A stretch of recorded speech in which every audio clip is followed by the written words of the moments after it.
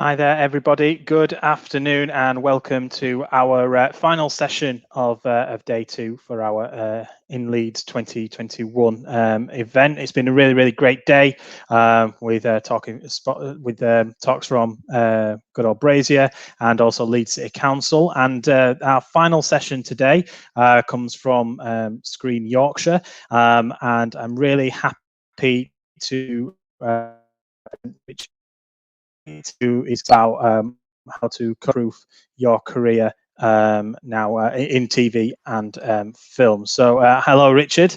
I'll just before I pass over to you, please do use the comments at the bottom in your on the video to ask questions. You're more than welcome to do so. We'll be able to put those to Richard at the end. So please do use the comments, ask the questions, and hopefully get the answers from it. So Richard, over to you. Great, thanks, Tim. Hi all. Yeah, I'm Richard Knight from Screen Yorkshire.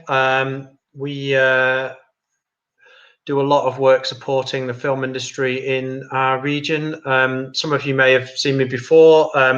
If not, my background is in scripted film and television work, mostly features and dramas. My main job was as a location manager. So I've been in the biz over 20 years. I've been Shane Meadows' director. He's location manager for many years. I location managed Dead Man's Shoes and This Is England and all the This Is England TV series, Four Lions, a series called Utopia, loads of stuff, about 5 years of my career in London, loads of other jobs all around the UK. I've done music videos, commercials, photo shoots, all sorts, basically. And I've been at Screen Yorkshire about 6 years now. So Screen Yorkshire, we do a lot of work supporting projects that are coming into the region if they need any help with crew or facilities or locations. We're like the one-stop shop. But we also have a program called Connected Campus, and all of your universities are members of it. And what the idea behind Connected Campus is that we use our industry contacts and knowledge to help you all get as savvy as possible about the industry, not just in Yorkshire, but throughout the UK, so that when you graduate, you're as industry savvy as it's possible to be. So that's a bit about us and why I'm here. So I'm going to talk a bit about the dreaded COVID, which we know has been the bane of our lives for God knows how long. I will go through a few different bits. So, main thing is that what we're getting a lot of at the moment is we're getting a lot of students getting in touch, thinking and saying, my career is over before it's even begun. Because I haven't been able to do all of the things I was hoping to do at university. Things have been curtailed because of COVID and lockdown. We haven't been able to get out. We haven't been able to do any filming. And I'm here basically to say your career is not over before it's even begun. That, you know, everyone's in the same boat. These issues are universal. There are ways and means around it. And I'm going to talk through some of these things in a bit more detail, basically. But take heart, have hope. There is light at the end of the tunnel, and I'm going to give you a few top tips. First and foremost, I know if you're anything like me, I'm working from home. It feels like it's been going on for a very long time, but you know, in the grand scheme of things, this is relatively short term. This is, you know, it's a blip. We know the vaccine is being rolled out. I'd say by the autumn, we're going to be in full sort of pretty much in the clear. So I think we're, you know, we're on the good side of it now. It's getting better. You're definitely still Richard, a student. Richard, sorry, mate. Really sorry. Are you okay to share the slides? Sorry, just because I've just. Yeah. No, I've got it on my screen, but I don't know what's going on. I'm looking at my screen, not you guys. All right. So let me try it again. Right, is that working? Yes. Fantastic. Okay, cool. I don't know what happened. It kept saying sharing. Okay, anyway. So yes, you as students are luckier than some. I know that might not feel it at the moment, but I'd say in much worse shape are the people who graduated like a year or 2 years ago. They're just starting to get a foothold in the industry, out in the real world, and then they got hit by COVID. A lot of projects have just put people on furlough, and they've managed to do something and adapt and change and whatever. But there has been a shortage of projects actually getting off the ground, especially last year. It's getting better this year. But those people are in way worse a situation because they're out there freelancing. Some of the older lot, you know, they've got families and mouths to feed and things like that. So I know some of you will have as well as students, but generally speaking, I'm more concerned about some of the newbies. I think you as students have been able to weather it better. It might not feel like it right now. Despite everything, the industry is very much still alive as well. Yes, there wasn't much production happening last year, but it's been absolutely bonkers since. In the autumn, when things got eased a bit, at Screen Yorkshire, everything that had stopped got back going, and everything that was planned to go in the autumn and winter also got going. So it's been absolutely bonkers busy, and the inquiries now that we're getting are just coming in like thick and fast. If everything lands this year that looks like it's coming to Yorkshire, it's going to be the busiest we've ever seen for the county. It's just incredible. What's happened is that a lot of projects that haven't been able to shoot, and production companies, what's happening is that they've basically gone development crazy.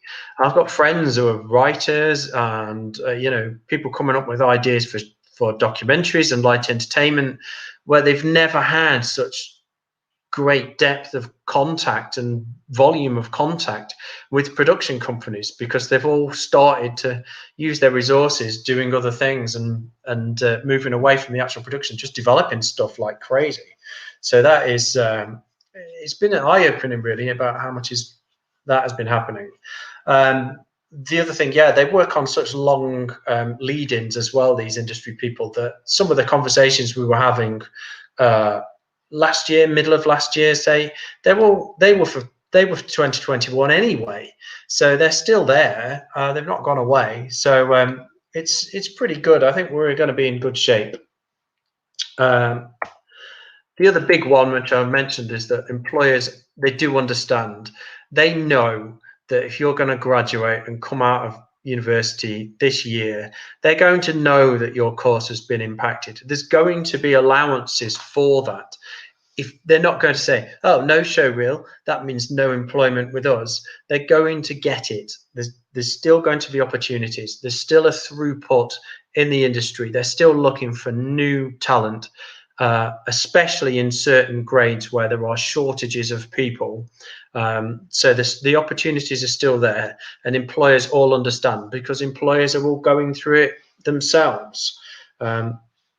So you just need to take heart and, be positive, I would say, is my key message from this chat.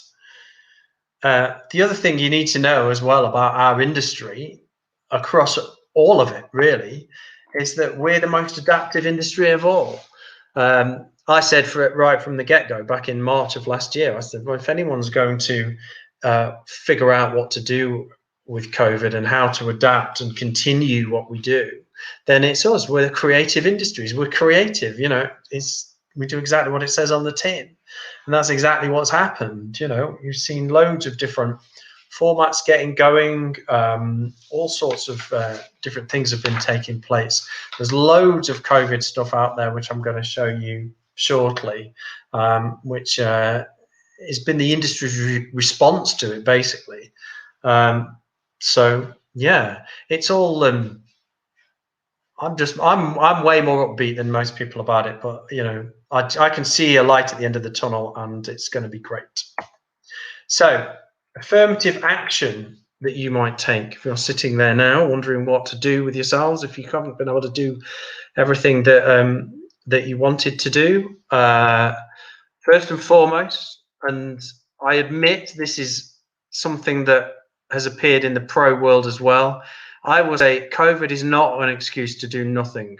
We've had this a bit in the pro world. Oh, we can't do that because of COVID. Oh, we can't. Oh, no, we don't want to do that because COVID. And it's just like, is it really COVID, or can you just not be bothered? So, you know, there's plenty that can be done, even if you can't, you know, get out there, get filming, or meet up, or do the usual things that you would do. There's still loads of stuff that you can be doing. First and foremost in that is, if you're a creative person, then get on with it. Do some creating, do some writing. There's plenty of, you know, you can get on a computer, get a pen and paper, whatever, come up with ideas. Loads of industry professionals that I know are doing this. They've been curtailed when the shoots had stopped. Obviously they're back on now, and they just went and started doing other stuff, getting other stuff better, improve the work that they're already working on, you know, and just do everything they can to sort of develop ideas, come up with more ideas. Embrace the changes.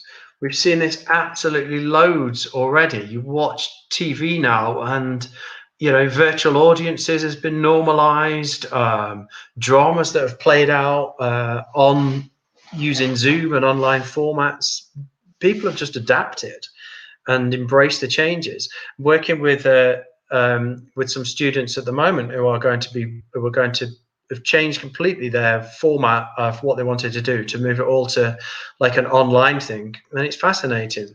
There was a Zoom-based horror thing that got put together. It was absolutely brilliant. So embracing the changes is definitely something that you can be doing as well. If you haven't done so already as well, this is industry people. I don't know whether you're aware of Screen Skills, screenskills.com. I'll flip to that shortly, and I'll show you the Screen Skills coronavirus resource page. Because there's a load of information on there. They've got this basic awareness course. It takes you about 15-20 minutes to do.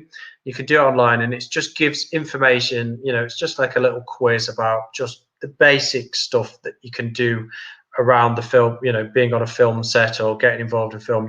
You know, it's really common sense stuff.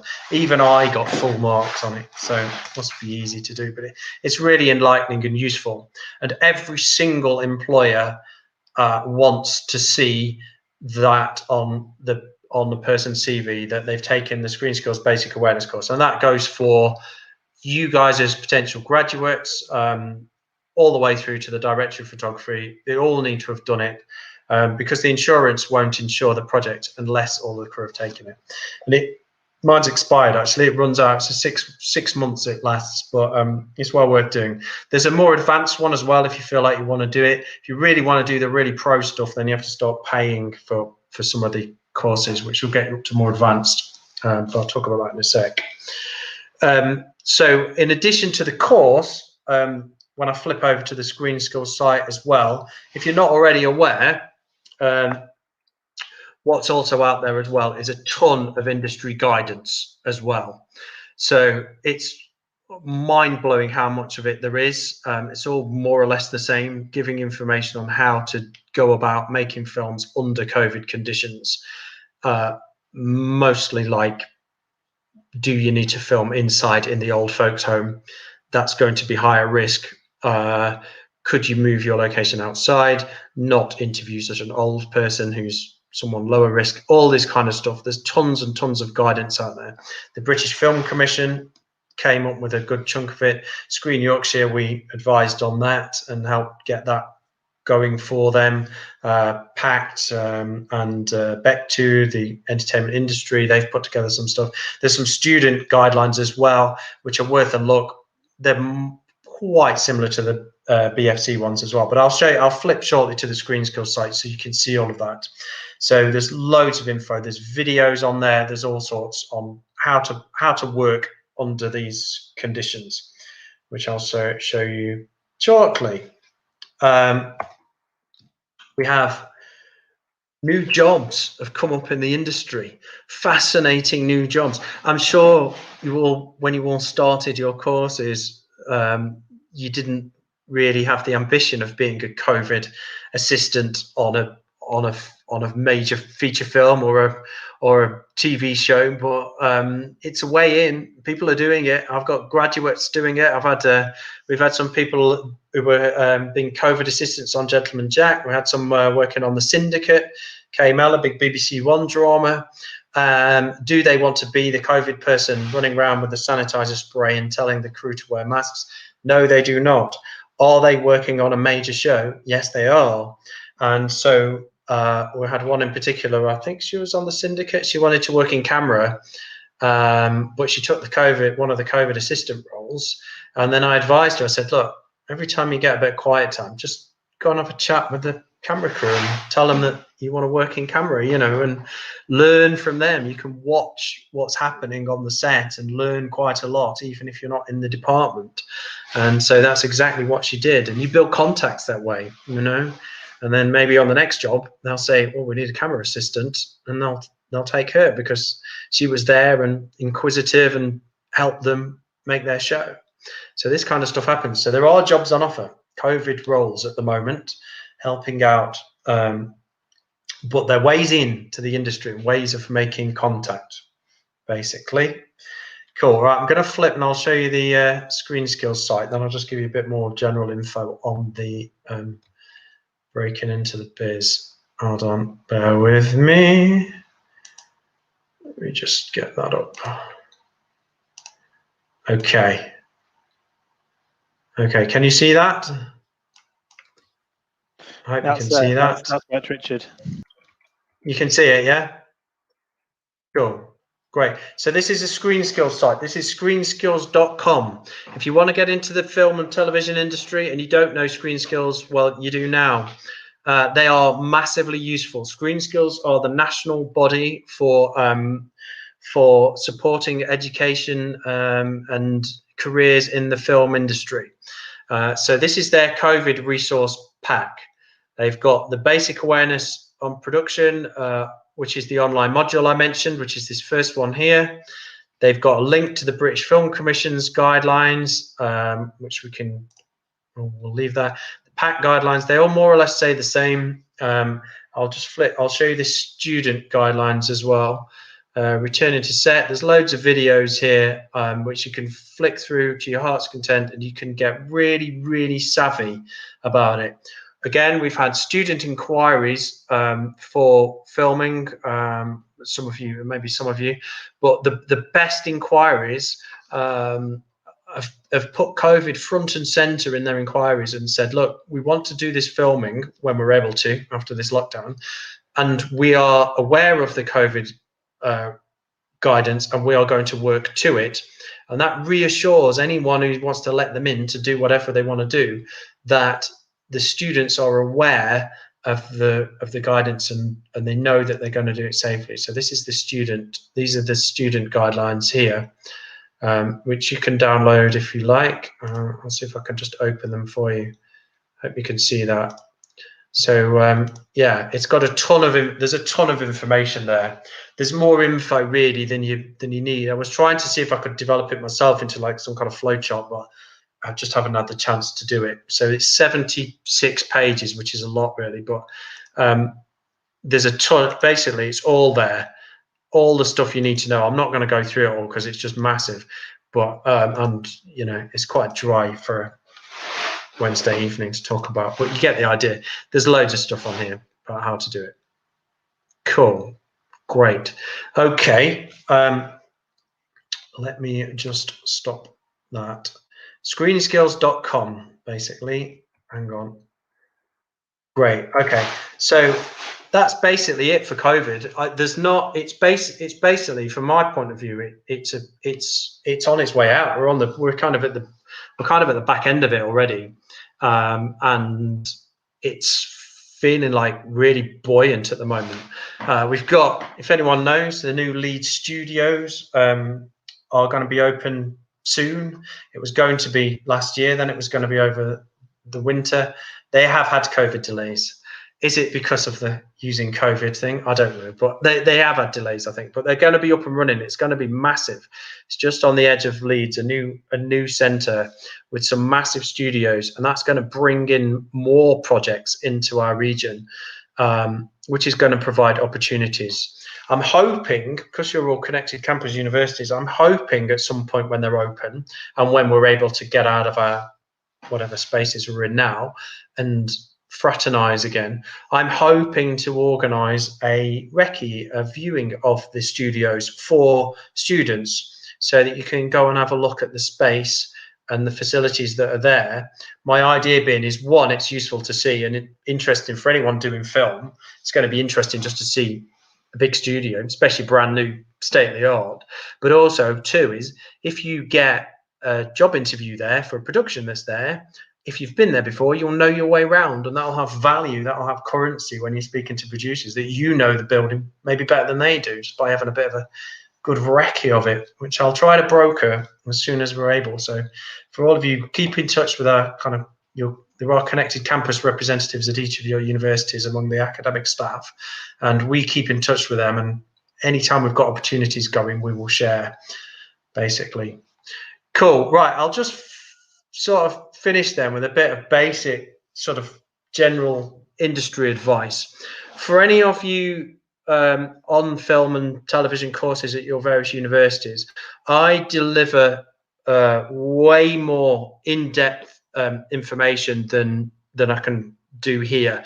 I do full CV workshops, networking skills, where to find jobs, loads and loads of stuff. So if I haven't seen you yet, and I know some universities I've spoken to more than others, I'll hopefully will talk to your academics and we will get there, and I can do you like proper full-on detail, which I don't have time to do now.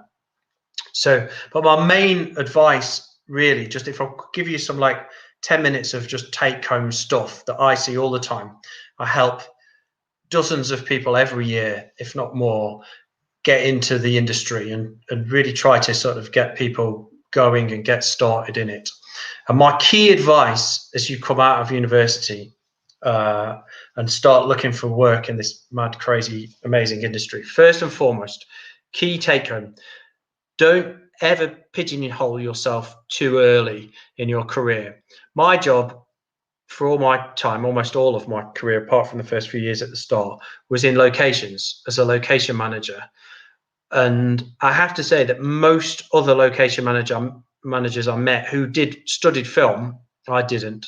A lot of them are ex-army, but for the ones who studied film, they all wanted to be directors or producers or directors of photography, editors. They were after those kind of key, bigger name roles, and then got into locations and then realized they had an aptitude for it, because it's really creative and interesting, but you don't have to, your name's not above the title, you know, so you can run away and hide a bit if it's all going a bit pear-shaped. So it's quite an interesting role, but no one really went for that. And so they have to kind of reimagine their career because they realize locations is for them. Whereas if you kind of keep yourself broadly open at the start, it makes you so much more amenable to different jobs that come up, you know, and especially at the kind of entry level on a drama or a feature. Location assistant is more or less the same job as a floor runner who works with the assistant director's team. The floor runner just works a bit more with the actors, and the locations assistant just works a bit more with the public, but they kind of overlap 75% of the job.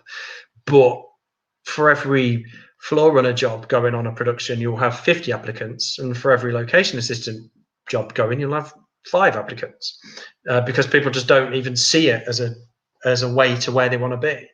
Some of the best producers I know started out as location managers. My mate Al Mackay is directing a big series called Cobra at the moment, and he's location managed and worked with me on locations. So it's a way in. And so loads of people do that.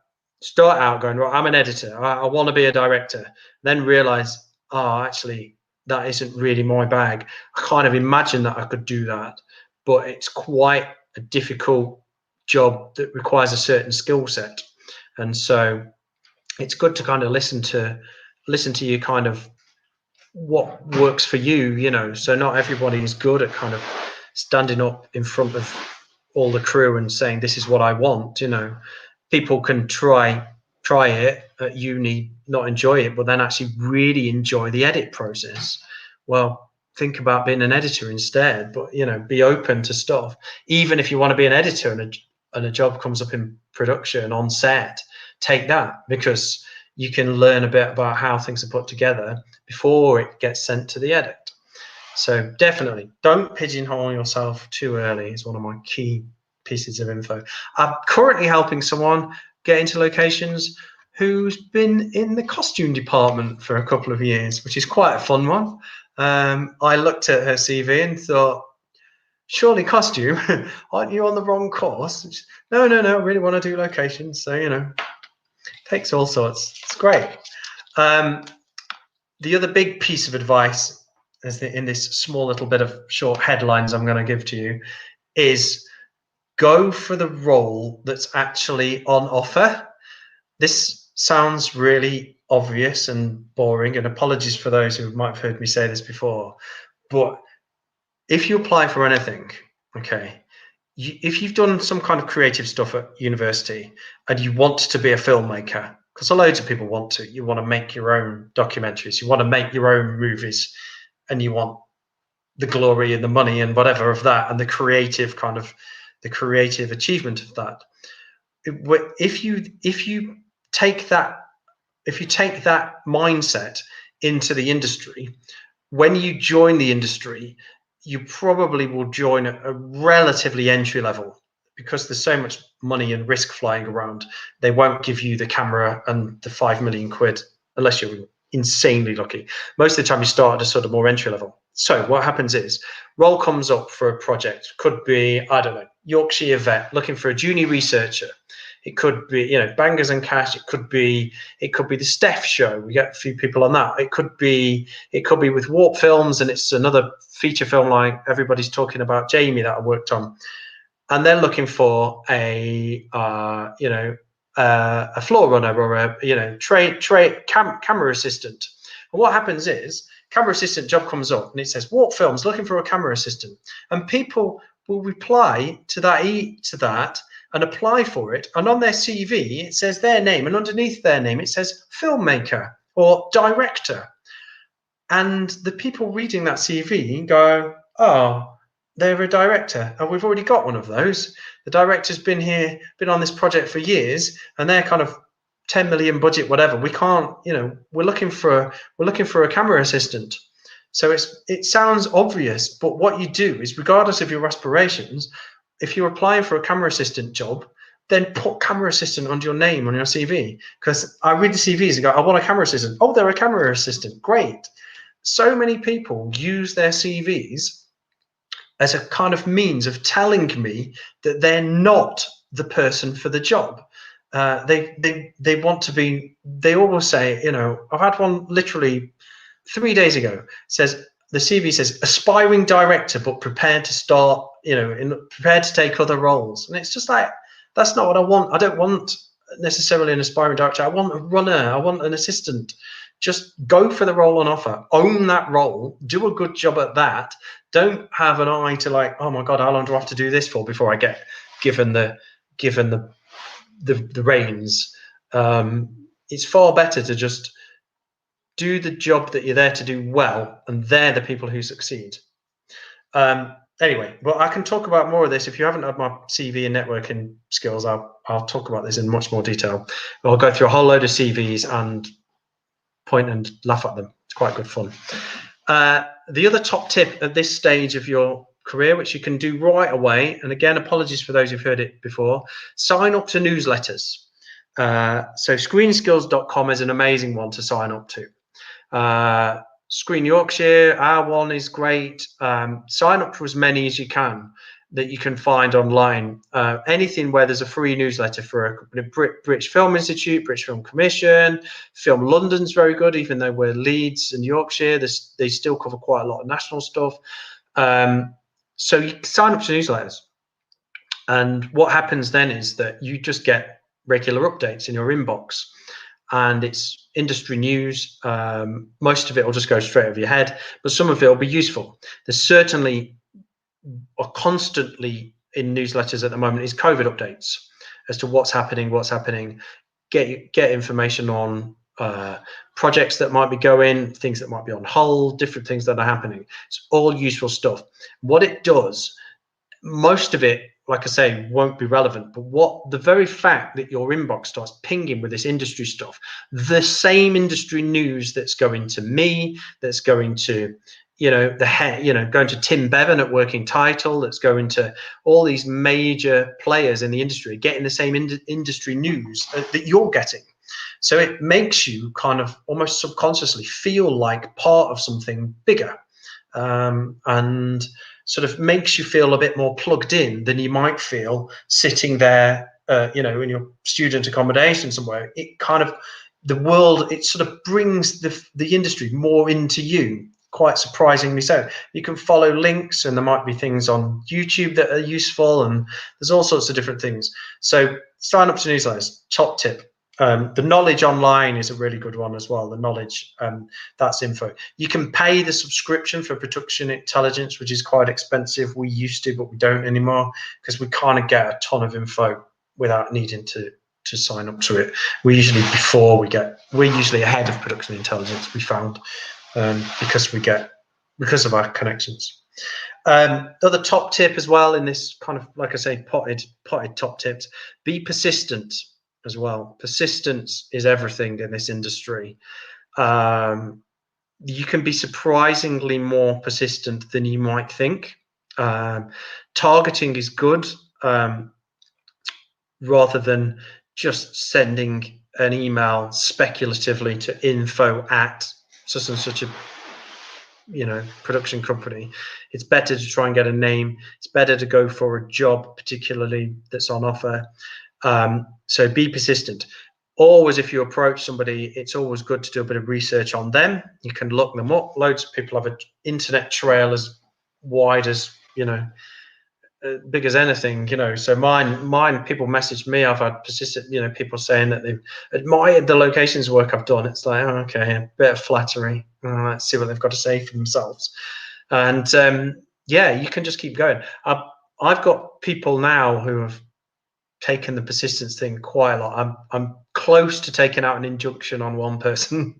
It's getting a little bit much, but you can be surprisingly more persistent. Loads of people say, I've been trying to get in the industry, and then you really dig down and say, what have you actually been doing? And the answer has been not actually a lot. It feels like a lot because it's quite a big thing to kind of press send on that email. That's it, it's done now. Whereas actually you can just keep following up until they say, stop hassling me. You can probably keep going a bit.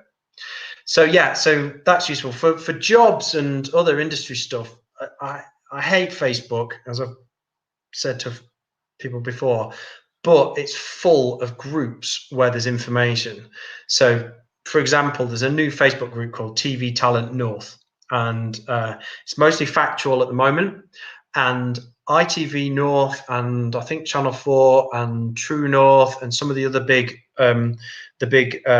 factual independent companies in our area have made an agreement that every single job that they have going, they're going to put on TV Talent North, so that it's for open applications. It's completely free to join the group. And so that's really good. It's trying to get away from production companies just using their little black book of contacts all the time. So it's out there. They've recently changed their names, but I think there's one called People in TV Available, UK Film Jobs. That's a really big one. Once you start joining them, Facebook algorithms kick in, and then you start getting invited to join others. And you'll see then that the posts on there, people will share jobs from other groups. So you can then see what groups they are and send. There's some niche ones. There's like cameras and makeup and costume and edit. And so have a good look. UK editors, whatever. I don't know whether that's a real one, but just Facebook search that and see what comes up and join those groups, because they post jobs on there like crazy. They go like lightning, so you have to keep an eye on it. But they're well worth joining. And again, even if you're now a student, you still join, because again, your Facebook feed then, if you use Facebook, will start to fill with industry stuff. Websites then that are also really good is a website called tvwatercooler.org. They've got a ton of info on all sorts. They've got a list on there. You can link to it from their homepage of all of the independent production companies that offer work experience schemes, for example. There's a brilliant one called the unitlist.com. They're a free jobs advertising place. And then there's another one called Talent Manager, which I think is also free. There's one called My First Job in Film, which wants to charge you, but don't pay it, basically, because all they do is cream the information from the Facebook groups Unitlist and Talent Manager, hide it behind a paywall, and then charge the gullible to get the information that they could have freely got elsewhere. It's quite simple. If I'm offering a job in the industry, I'm not going to hide it behind a paywall so that only people who pay whatever the fee is will see it. I want to advertise my job as widely as possible and as freely as possible. And then my final piece of industry advice, of my kind of top whatever I've said, is take any opportunity that is on offer. And the reason I say that is I had an example only last week, is that I was talking to a person who'd been offered a job down south for a year on a major project, and they didn't take the job because they were concerned about accommodation down there. What would life be like down there? It would be away from the norm. And so I think there was a bit of self-doubt in there as well. And, you know, it wasn't quite so kind of young and fancy free. It was a bit also older with more roots, you know, locally. But then having a chat, wanting to try to break the industry, I was sort of despairing, because that was the industry. The industry called and they said no. And so I was like, well, you could have just gone down and given it a go. You know, I don't think anyone would have been particularly offended at sort of junior, fairly entry-level role if you'd have gone down and given it a month and then didn't get on with it, you know. But my thinking would have been that they would have gone down and done a month, realized that actually it's really simple. Once you've got, I don't know, Gumtree or place to stay or whatever, you've solved most of your problems straight away. And then it gets routine. Oh, I get up in the morning and I go to there and that's my job. That becomes normal. So I would do it. So take anything. The other thing happens a lot, Gwen, it's not even that year thing, is that we get a lot of times on projects, you get a big one going, like, I don't know, what's happening at the moment? Peaky Blinders, they've just started shooting, okay, in Manchester, and we're all Yorkshire. So Peaky Blinders say, right, we've got a busy day in the middle of Manchester, and we need some extra help. We're going to need a few people to help us around the set, above and beyond the normal crew. They need what's called dailies. And what are they paying? 120 quid a day. Okay, so that shout goes out, and I could put a shout out to Yorkshire people. Do you want to do Peaky Blinders for a day, 120 quid? And people go, oh, no, I don't know about that. I live in York, you know. And it's like, what time did they need me there? 7. Oh my God, I'm going to have to leave the house at 5 in the morning to get there for one day on Peaky, you know. And that's going to cost me like 40 quid in fuel straight away. Then they're going to take off my tax. I'm going to be left with about 60 quid at the end of this. You know, and I was supposed to be meeting your sister for lunch, or, you know, obviously not at the moment because of lockdown, but they're the argument. And they go, oh, I won't do that. It's only a day. It's not worth it. And I'm like, take it. Doesn't matter. Even if you come out of it with virtually nothing, if it's Peaky Blinders, which is like massive for a CV, take it. Take anything at all. I've done it myself. I've had calls, like, I was walking in the Peak District. This is a long time ago, 15 odd years ago. Walking in the Peak District, phone rings on a hilltop. Fortunately, heard it. Could I go down and do a promo for Chantel? You won't remember Chantel. Chantel's Dream Dates. She was a Big Brother contestant. And for E4, could I go down? Yeah, no problem. We're going to film in the Burlington Arcade in London. Okay. So I sat on the hilltop and found it all, set it all up, and went down the next day and did it. And it was just an nightmare down, but I needed the credit on my CV, so I did it. And I came up with virtually no money, but it was worth it. I had to get up at stupid o'clock, but it was worth it because it gets on my CV, you see. So take anything that comes up your way. The worst thing that blows my mind is if the industry comes calling and then people find an excuse not to actually take a deep breath and take the plunge. Cool. But like I say, I'll go into all that in more detail in individual sessions with your unis. Okay, cool. I think we've had 40 odd minutes. Hope that was useful. Yeah, Richard, thank you so much. I know that I've been writing down quite a few notes and putting together that we've had in the comments. So just if you do have any questions on the back of what Richard said, please do comment on the video, and we'll get the question through here, and we can put it to him. So the first one comes from Tom Allen. So thank you, Tom, for your question. He's put, how can you ensure your employability during the pandemic? It's the same as not during the pandemic. You could never fully insure it, but if you're at the moment sitting tight because of the pandemic, you're in the same boat as everyone else, as I said. So no one is becoming less employable because of the pandemic, because everyone's in the same boat. There's no secret cabal of students elsewhere shooting stuff and getting experience that you're not getting, because everyone's in the same boat, and employers know that.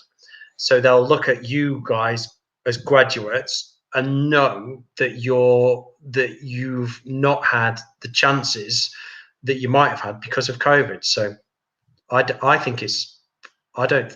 think it makes you less employable because everyone's in the same boat. The only thing I would say is do that stuff, get savvy with all the stuff that you need to know, and use the opportunity for self-development, as I said, in terms of ideas and things like that, so you can be ready to go. I've just the insider info, but I love writing and doing stuff. So I've used over the Christmas break and not been able to get out much. It's been fantastically productive. It's fantastic.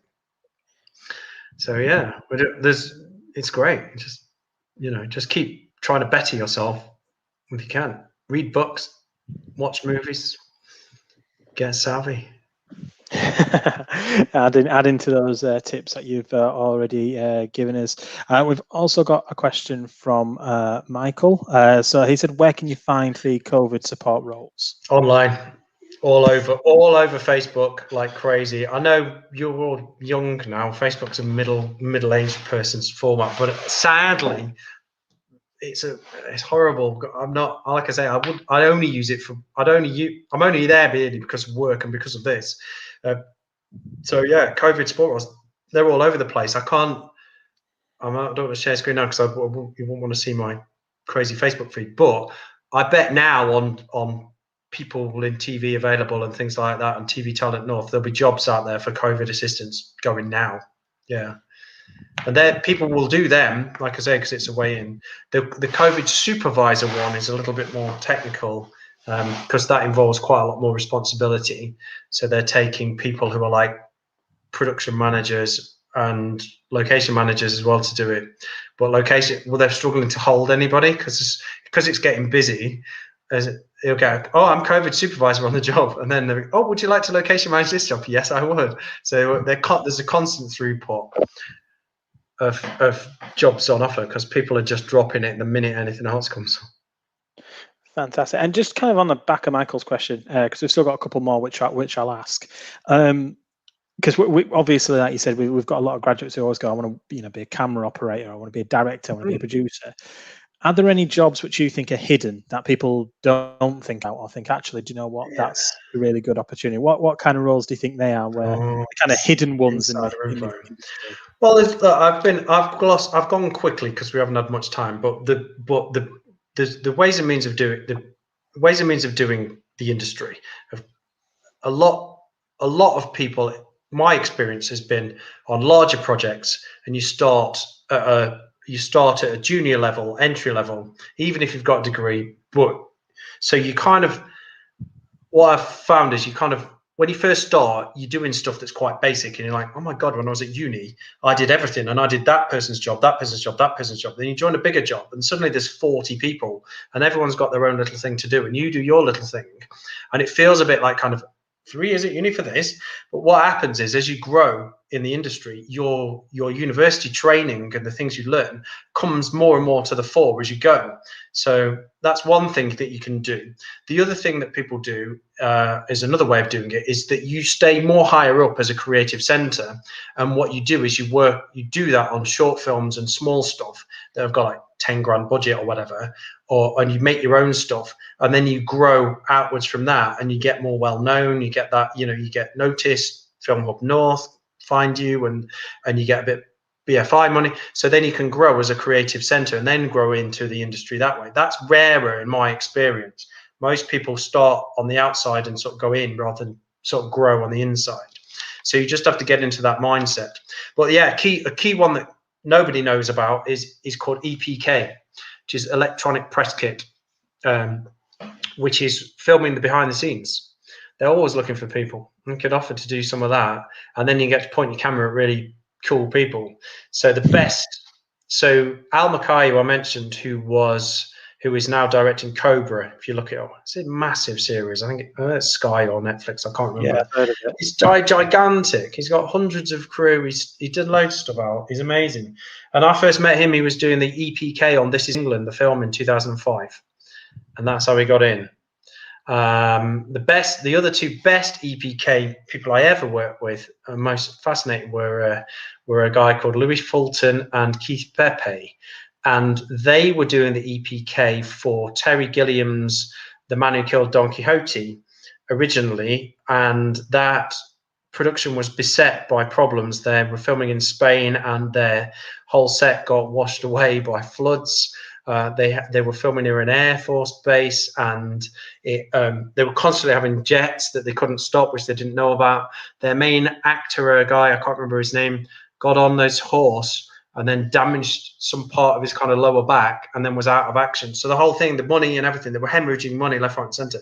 The only thing that got salvaged from that was the EPK, and that got made into a film in its own right called Lost in La Mancha.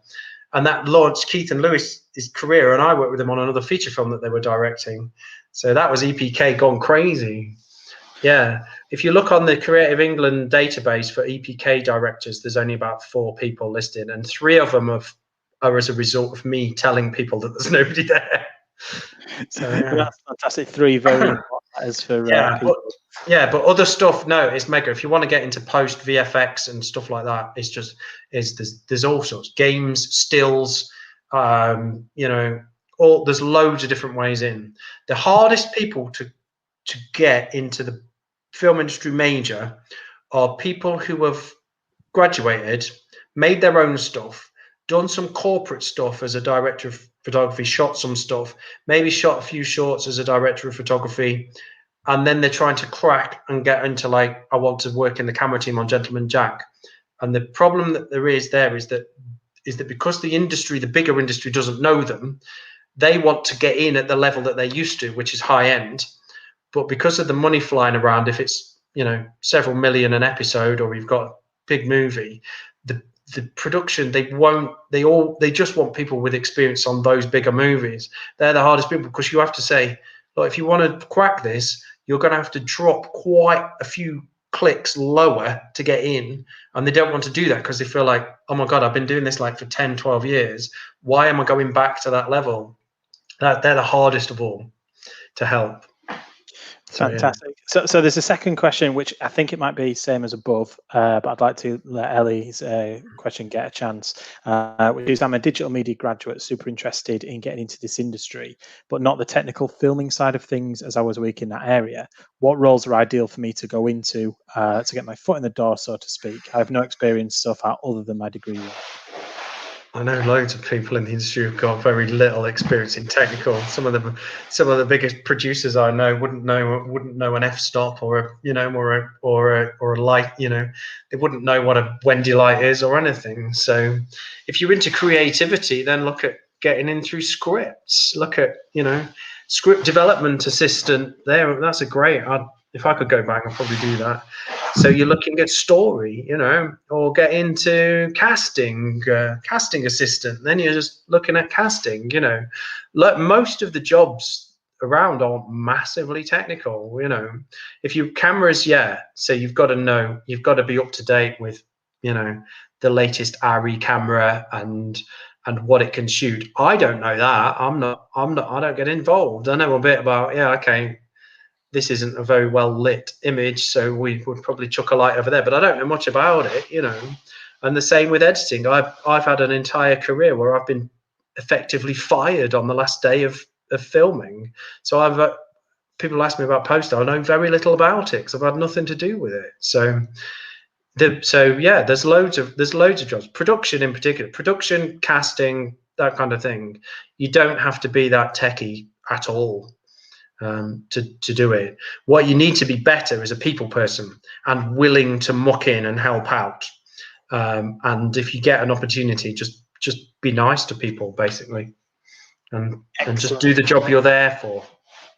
Fantastic. So I hope that's answered your question, Ellie. The next one comes from Lucas, who says, "Hi Richard, I'm creating a short film and just wondering if you had any advice on how some productions are still running safely." Yeah, it's all on the Screen Skills website, screenskills.com, and look at all that info.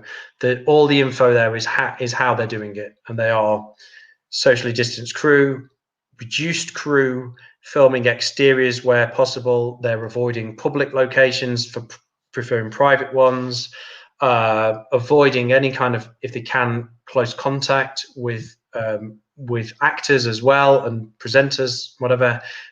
Mask wearing everywhere, sanitation stations all over the place as well, signage up, even student films. I would say that most student films at the moment, the problem we've got at the moment is your university is your insurer, and the universities, that the conversations we've been having is that they're having to hold off at the moment until the current lockdown is over, because they can't cover you. If you went and filmed something and inadvertently gave someone COVID, the university could potentially be liable. So have a look at all the advice and be ready, because when the lockdown's over, it's not going to be getting back out and shooting like normal. You're still going to have the COVID guidelines.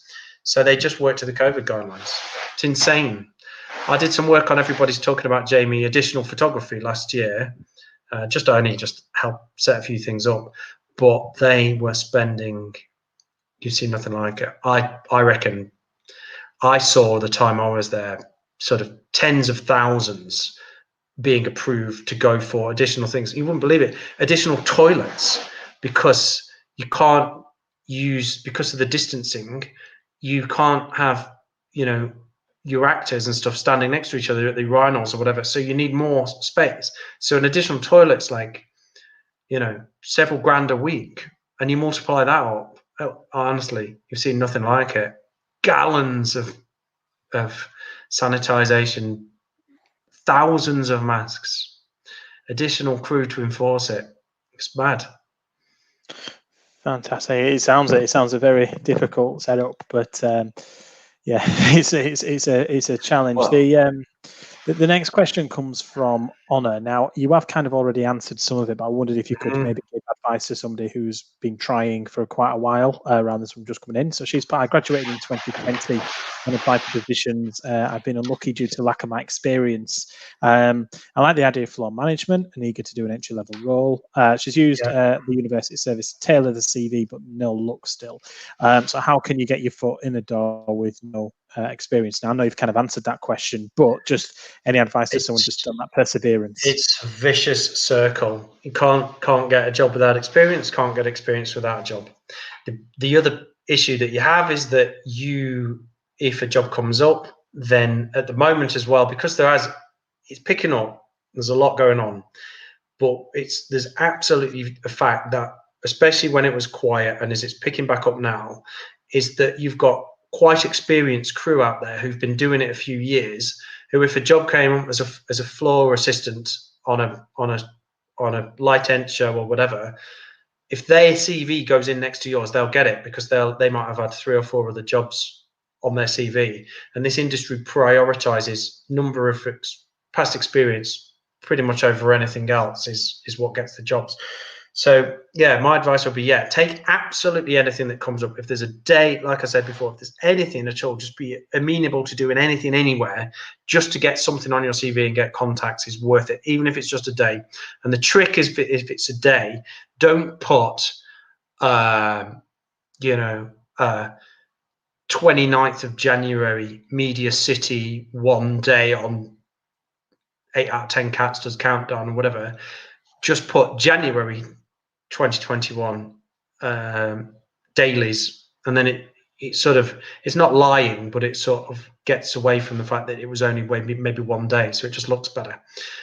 So definitely do that. The other thing, and it's a little bit harder in Factual and Light End on the floor in studios, but the other thing that I always say to people is try to do something, even if it's a lower budget, to get something as well, to get a start. So there's local filmmaking groups as well that do things, and people get involved with that. So I always use the example of Paul, who's a mate of mine now, who wanted to get onto a training course that I delivered, but he got no experience at all. He'd been working at a department store. So I advised him to go and join a local filmmaking group, and he applied for the following year's course. And on his CV, then he'd done a bit of work for a few projects just outside of his day job, just helping out of a weekend. And it got something on his CV. And so I got him on the course, and then he kind of flying from there. He's doing really well.